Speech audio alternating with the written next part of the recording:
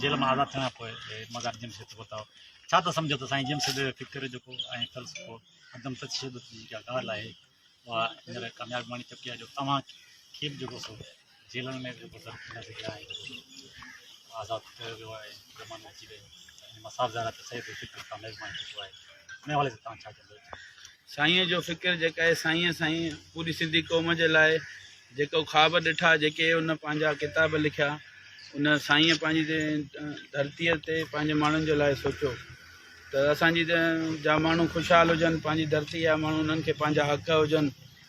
असां साईं जीएम सैयद वटि उनजी दरगाह ते अॼु हिते अची हाज़ुरी भरीसीं ऐं उनखां पोइ हिते वचन कयोसीं त साईं जे जेका आदम तशद्दुद जी वाट हुई जंहिं ते शहीद बाबा हलंदो हुयो उन ते ई हलंदासीं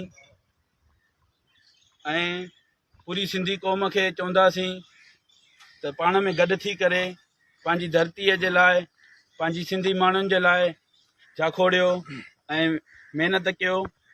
जेको ही बैरिया टाउन जे मलक रियाज़ खे सिंध जी ज़मीन खपाइण कोन ॾींदासीं। सिंध जी ज़मीन जा मालिक ऐं वारिस असां सिंधी आहियूं, ॿियो केर बि न आहे।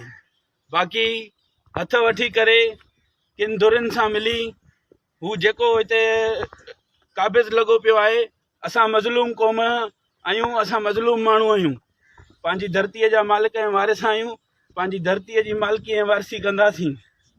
साईं वटि इहो अची असां हिते वचन कयो आहे ऐं पूरी सिंधी क़ौम खे चऊं था सभु गॾु थियो।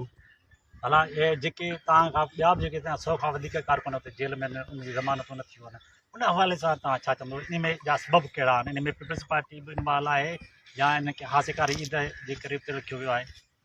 पीपल्स पार्टी हथ वठी करे सॼो मलक रियाज़ खे जेका आहे हिते ज़मीनूं ॾिनियूं, उन्हनि खे हिते आबाद कयो। उन्हनि जे आशीर्वाद तां इहो बैरिया टाउन जो मनसूबो जुड़ियो।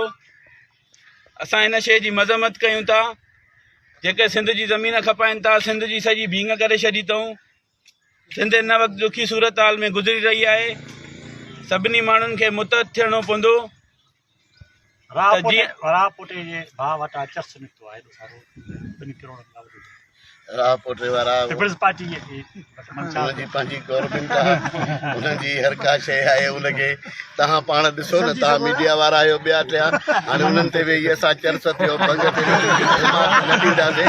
असां त ईअं चवंदासीं त बाबा सॼी सिंध जा जेके आहिनि मज़लूमनि जा हक़ सभु इन्हनि वटि आहिनि ऐं इन्हनि वटि असां अॼु जेको आहिनि सो बग़ावत जे केसनि में अॼु सुनान खान ऐं संदसि साथी जेके आहिनि सो लोड़नि पिया, हे हड़ई नेब में लोड़नि पिया। इहा जेको आहिनि सो सूरत हाल आहे। इंशाअल्लाह जेको आहिनि सो अॻिते हली सिंधी क़ौम जूं अञा वधीक अॻियूं खुलंदियूं।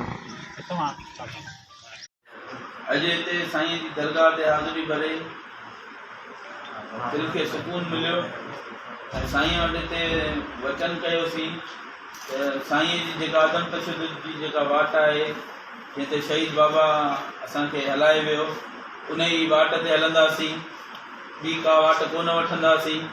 पंहिंजी धरतीअ जे लाइ, पंहिंजे जेके माण्हू आहिनि उन्हनि जे लाइ, सभिनी क़ौमी माण्हुनि खे ऐं जेके बि सिंध सां मोहबत कनि था उन्हनि खे अर्ज़ु था कयूं त पंहिंजी धरतीअ जे माण्हुनि जे लाइ सोचियो ऐं हिकु प्लेटफॉर्म ते गॾु थियो त जीअं पंहिंजी धरतीअ जा हक़ ऐं पंहिंजी धरतीअ ते हुकुमरानी हासिलु कयूं, पंहिंजी धरतीअ ते पंहिंजी मालिकी हुजे।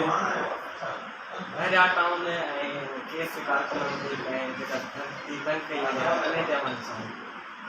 बैरिया टाउन हिकु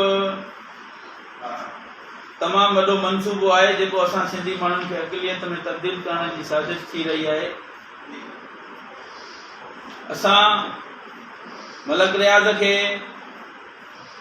सिंध जी ज़मीन खपाइण धरतीअ ते कोन ॾींदासीं।